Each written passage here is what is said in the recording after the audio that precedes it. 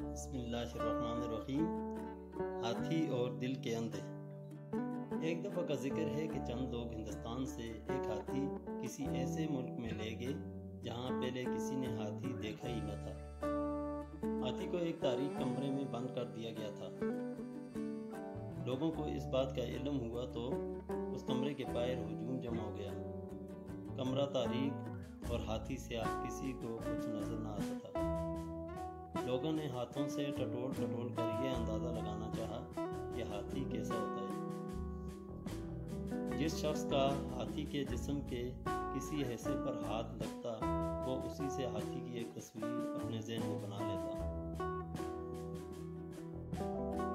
جس کا ہاتھ کان پر پڑا اس نے کہا یہ بہت بڑے پنکھے جیسا ہے۔ جس نے ہاتھی کی پیٹھ کو چھوا اس نے کہا یہ دیوار کی طرح ہے۔ جس نے ہاتھی کے پاؤں اور ٹانگوں کو چھوا تھا اس نے اعلان کیا یہ ستون جیسا ہے۔ ہر شخص نے ہاتھی کو جیسا ٹٹول کر دیکھا ویسا بتایا۔ کسی نے کہا الف ہے، کسی نے اسے با کہا، مگر ہاتھی کی ابجد سے کوئی بھی واقف نہ تھا۔ البتہ ان کے ہاتھوں میں روشنی کے لیے شمع ہوتی تو سب کی ایک رائے ہوتی، یہ اختلاف نہ ہوتے اور انہیں معلوم ہو جاتا کہ ہاتھی کی شکل و صورت کیسی ہے۔ سبب تیری ظاہری آنکھوں کی بینائی پورے ہاتھی کو پہچان نہیں سکتی۔ اپنی آنکھوں سے جہالت کی تاریکی دور کرے گا تو بات بنے گی۔